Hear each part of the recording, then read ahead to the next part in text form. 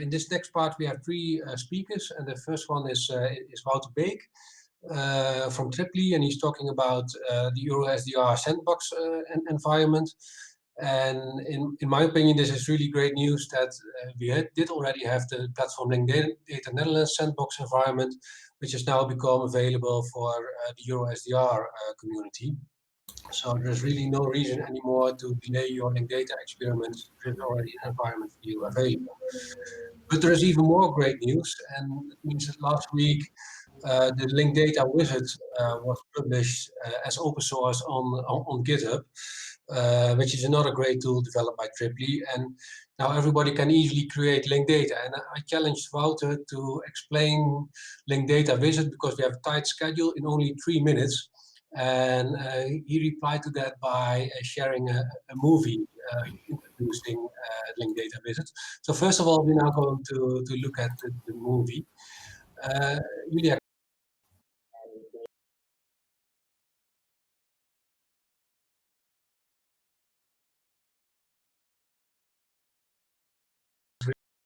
Your microphone is still muted. Yeah, it's always the mute button, right? It's always the mute button. Hey, this guy looks surprisingly similar to me in the previous video. I don't know how you do that, Aaron. You're different clothing on. Yeah, well, sometimes you have to do that, right? Yep. So I'm giving the presentation now on the EuroSDR Sandbox, a sandbox environment for spatial link data experiments, because we all love GeoSparkle, right? I mean, GeoSparkle is great. It allows us to take a look at a piece of the Netherlands. This is data by the Dutch Kadaster, where you have link data, and you can actually see, based on the colors, the energy labels that are the energy labels of the buildings. So it allows you to quickly see who has a bad energy label. So red is a bad energy label. So this allows you to very quickly find out who has a good label and who has a bad one. And this is, of course, all just GeoSparkle, right? I mean, this is just a Sparkle query, and when we run the Sparkle query, we get this 3D environment because it looks better than looking at boring tables of triples. So we all love GeoSparkle, but we still need to experiment a little bit more, right? Because GeoSparkle, while it's a great standard, in the implementation side, there are some things that work really well, but also some things that still work not so well and could be further improved. So we were asked by EuroSDR to set up an environment where you can do this type of geospatial link data testing. And this is something we implemented at Tripoli. I was looking at the literature because I was thinking, actually, I should have something formal, right? Something like a real benchmark that we can use to prove that GeoSparkle works in certain cases. And then most of the benchmarks were really old. But I also found this benchmark from 2019. So this is the most recent academically published and reviewed benchmark on GeoSparkle by these 4 authors, Wang, Raza, Mirtsov, and Harry. And I have a link in the slides. I'll also send you the slides later, so also check out the paper. But I thought I would use this paper as the benchmark for the EuroSDR testing environment. I went ahead. So I downloaded the data set from this paper and then uploaded the data set to the platform, the Dutch link data platform, PLDM. This is a triple store that is hosted by Tripoli for the community, and many people in the Dutch link data ecosystem have their data published there. So it's a great location to play around with link data. It's all open data, so you can also take a look there later and write your own Sparkle queries. So in this data set, we publish the data from this paper. But only a data set is, of course, not enough, right? We also want to have something more. So in the data set, you have all of these very, very difficult geospatial challenges, right? So they put this polygon in there, and I hope you can see it a little bit. Like you have this crazy polygon where you have, I think it even touches itself, right? So, and then touching is, of course, not the same as overlapping and stuff like that. So these are some very arcane geometries. However, they are perfect for testing GeoSparkle. because all of the challenges that you would normally have with the GeoSparkle engine, all of these edge cases, say, all of them are included in this data set. So it's a great data set to use for testing purposes. Now, having only the data is not enough, of course, right? I mean, the data is cool and the data shows some geospatial challenges, but you also need queries, right? As part of this paper, they publish 27 GeoSparkle queries, and also those queries I added to the Dutch linked data platform environment. So here you can see the top 4 queries. And then when you have the queries, you can also, of course, run the queries, and you can do that in sequence. In EuroSDB, we call this a data story.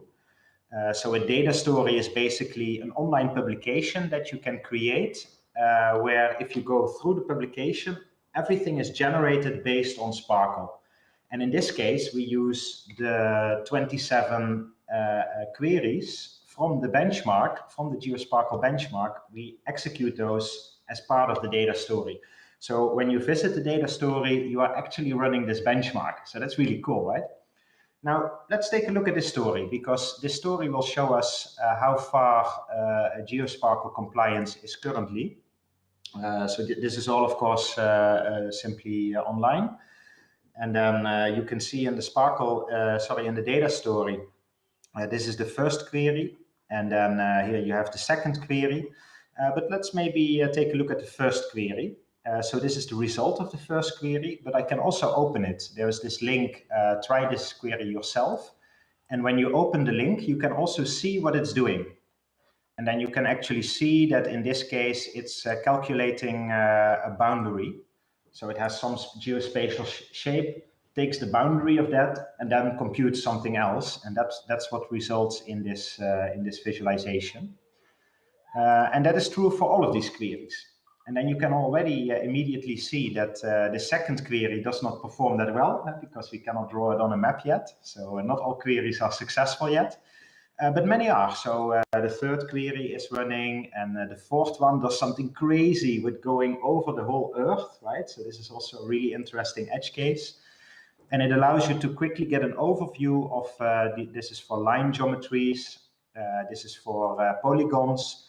And it quickly allows you to get some overview of how good is your GeoSparkle implementation performing.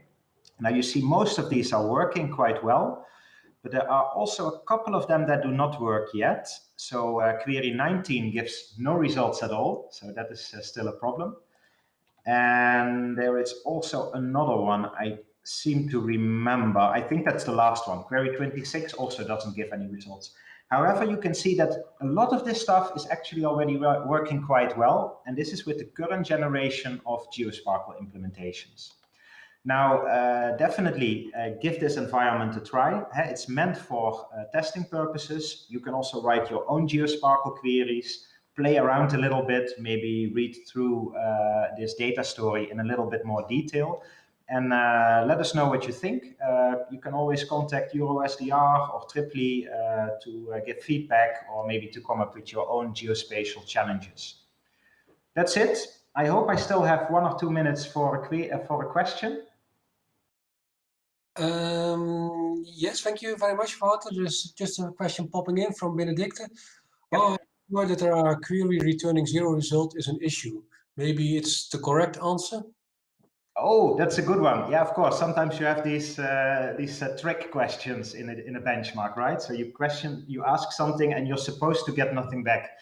But in this case, that's unfortunately not the case. So here it's really that according to the paper, you should get back some results, but you don't. And I think it's from the 26 queries, it's currently 3 queries that do not give back the results from the paper. Okay, so that looks very promising, although it's not 100% GeoSparkle support, but it's the GeoSparkle support to a very large extent. And if you look at the past, then most of the implementations, well, actually, I'm not aware of an implementation that has 100% support. So this is already a big progress so far. So that's really really good news. So like I said already in the chat, feel free to use the the test queries that Wouter was presenting, but also if you would like to use the sandbox environment, the triple store environment to play around with your own data, just send me an email or ask Wouter or Benedict or myself, and we will help you out. Okay, so thank you, Wouter, and hopefully there are some additional questions in the chat and you can answer them there. But now let's quickly move on. See you to the next speaker, which is Elio Hbeich. That's probably again wrong pronunciation. So Elio, I made you presenter, so you can take over the slides and you can share your video if that's working. And go ahead. Hello, thanks for the presentation. 1 second.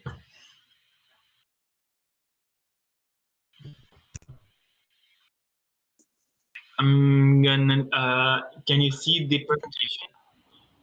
Yeah, I can see the slide, yes. I'm gonna keep the bandwidth, so I'm not gonna activate the video. Perfect, okay. So hello, my name is Elio Hbeich. I'm a second-year PhD student, and I'm presenting the uses of geospatial topological relations in connecting multi-state urban knowledge base. Our objective is to place the building in their urban environment and then apply urban construction rules to check their compliances and relationship with their surrounding. How? The first step is to generate a multi-scale spatial knowledge base and then apply geospatial queries. So why geospatial?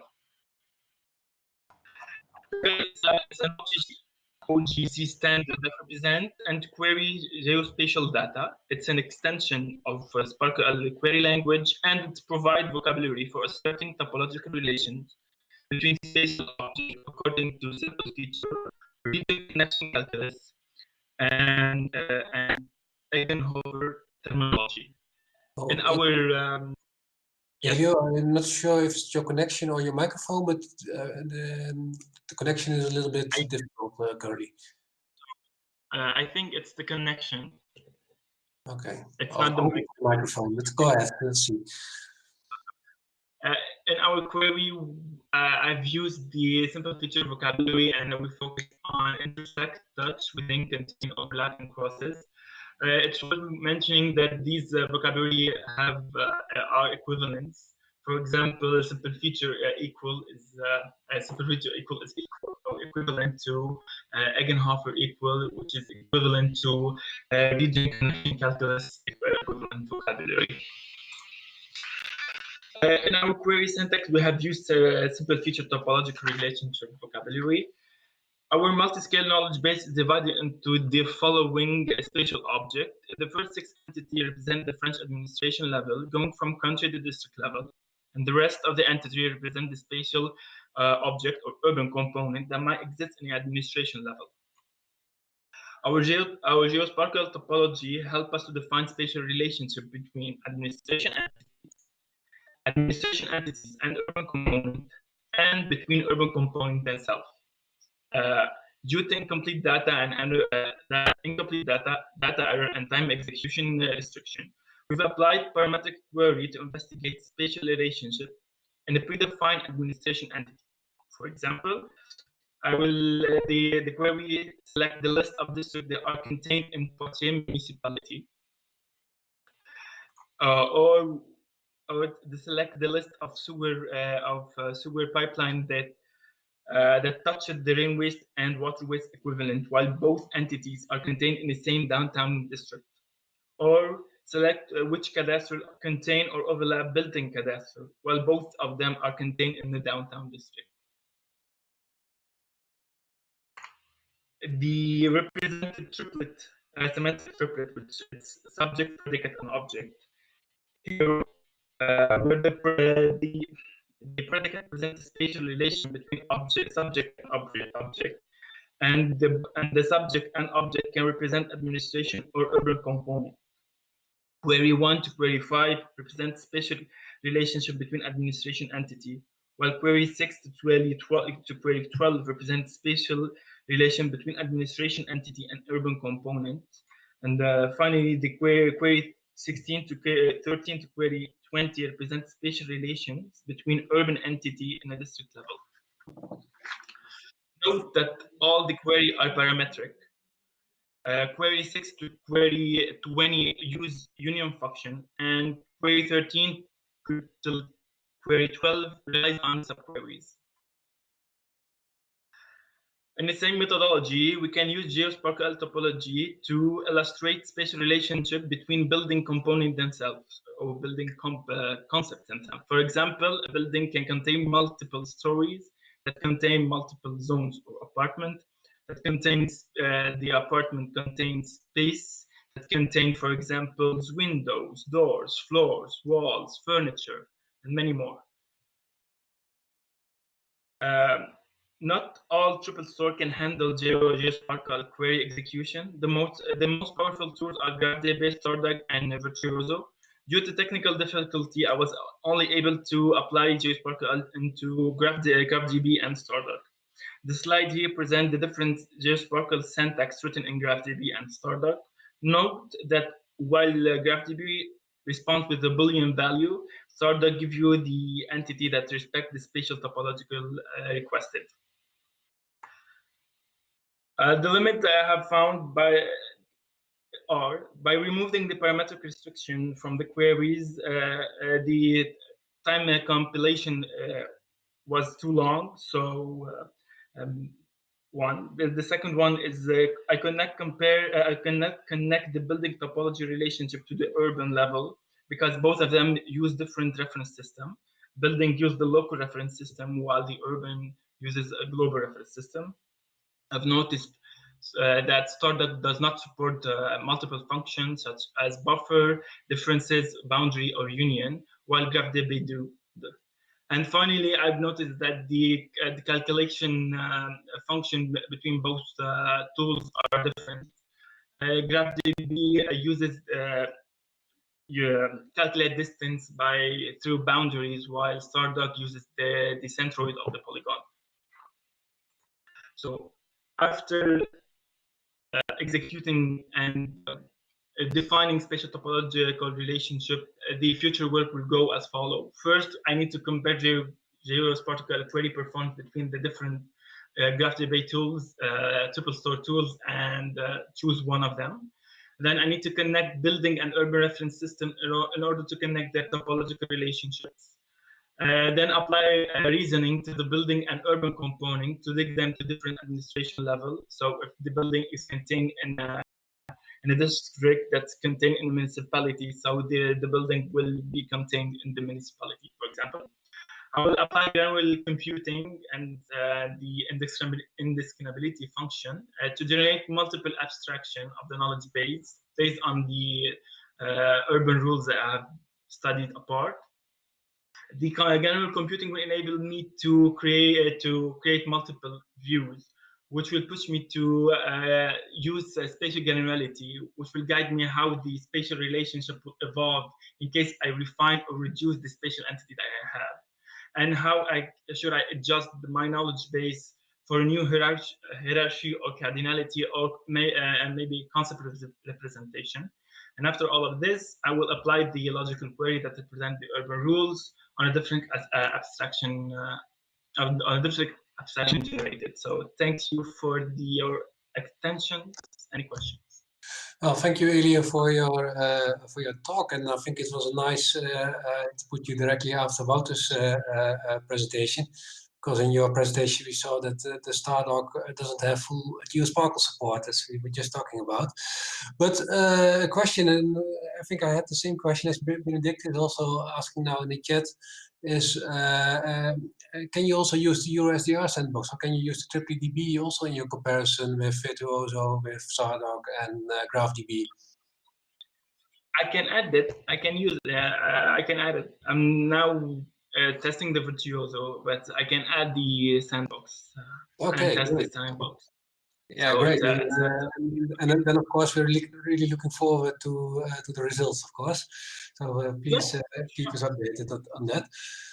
So thank you, Elio. I think we have to move on in time. We're running out a little bit late, but we have a virtual coffee break hereafter. So I think, and I hope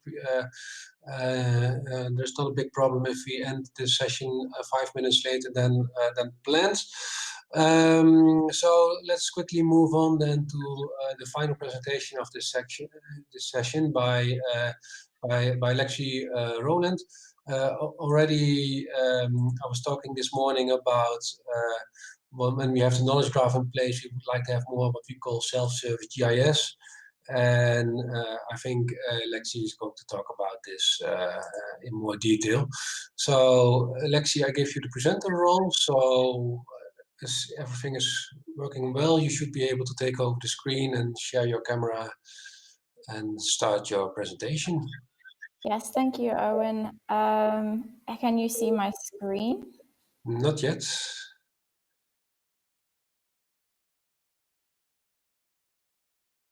Yes, it's coming, I guess.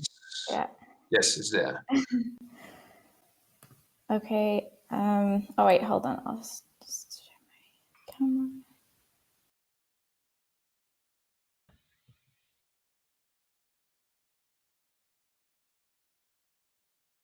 It says not that the camera is not working. Then we leave it without camera. Sorry for that. Okay, so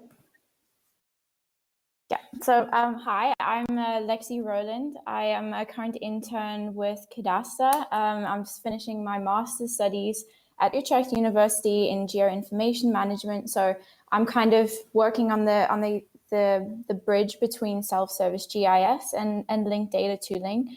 So as part of my project with Kadaster, I'm looking on how to make this possible, self-service GIS possible using linked data tooling. So in order to dive into this concept, let's look at first what is self-service GIS. So at a very basic definition, it is a web mapping application where you have some level of interactivity, where you can do a little bit of interaction with the data, maybe browsing or viewing, but also simple analysis of geospatial data. And in general, the self-service GIS is kind of targeted at a specific user group. So as part of this project, we've kind of singled out the educated citizen or the interested, engaged citizen, a person who's familiar with technology, who understands how a simple analysis may be done, and uses the web application for this. So people like community leaders, researchers, data journalists, these sorts of people. But as part of the project, we'd like to broaden this philosophy of self-service GIS slightly, where we would also, so in general, the philosophy is giving access to geospatial data to everybody. That's also in line with Kadaster's vision for geospatial data in general.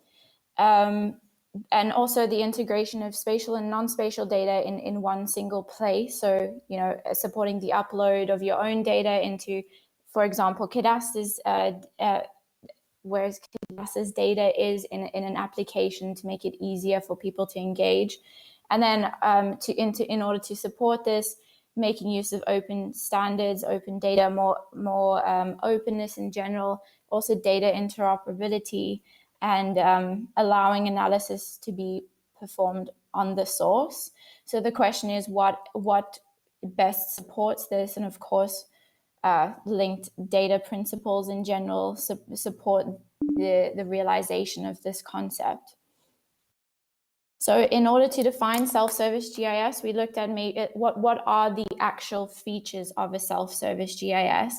And in doing this, we looked at typical questions, natural language questions with a spatial element that are generally or could be asked in a platform, and then worked backwards in order to define what features need to be included into this. So of course, these are just a couple of examples of what questions could be posed or could potentially be answered through a self-service GIS. And as you read through the questions, you can kind of see, well, maybe we would need a buffering functionality, we need searching, filtering, we need point, line, polygon data to be represented. And also, of course, to be able to query the data itself. So on the back end, you'd have some sort of querying interface or support of this for spatial queries.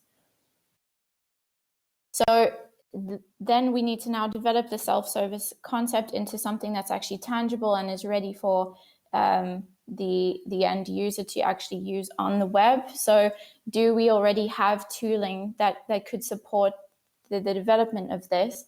So I approached this project in a three-part analysis, first looking at examples of browsers and viewers, analytics dashboards, and then querying interfaces.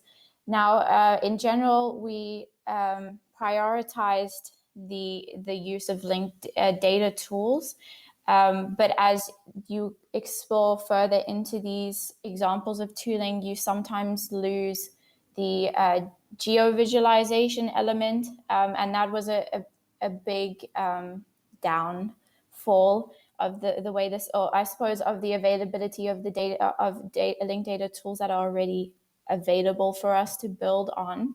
So the result of this analysis was, well, there are lessons learned. There are certain features and functions we do like or would like to see in our end product, but there's no out-of-the-box solution to the development of self-service GIS. So we looked back at what Kadaster already has in terms of browsers and viewers, geospatial browsers and viewers, and we landed on LDMap. So just to take a step back, so this is the desired architecture that Kadaster would like to implement in the future.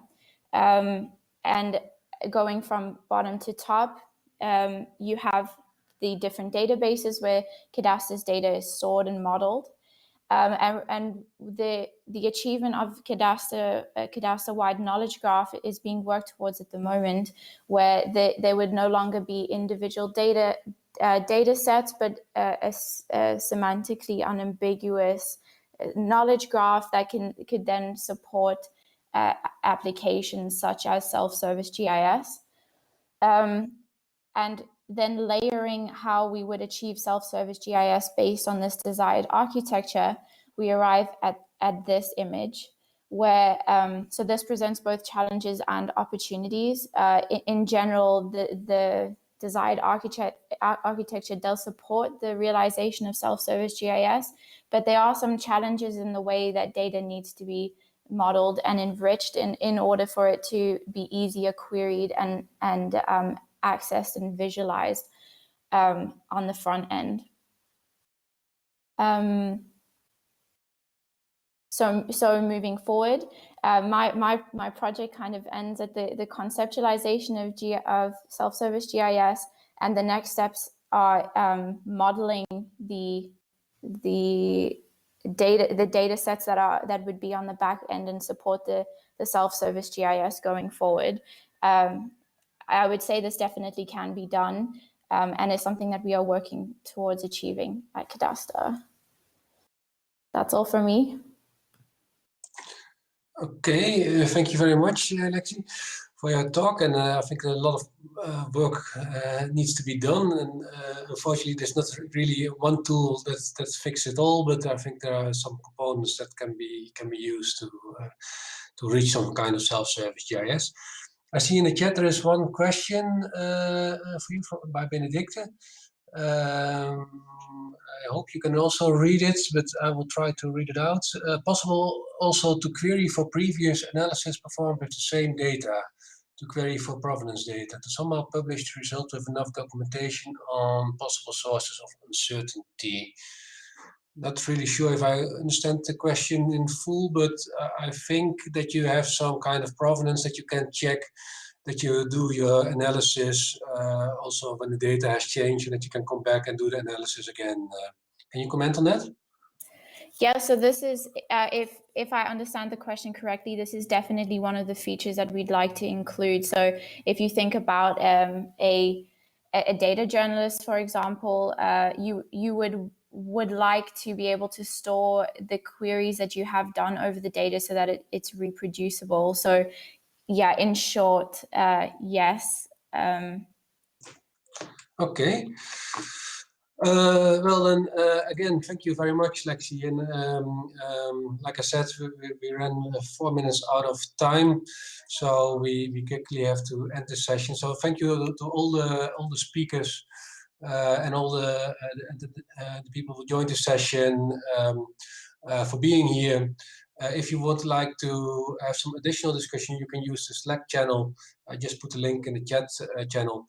And let's go for a quickly coffee or something else break. And then we have the final keynote from Christoph Janovic in 10 minutes from now. And let's see you all there. Okay, thank you very much all, and see you. Bye-bye.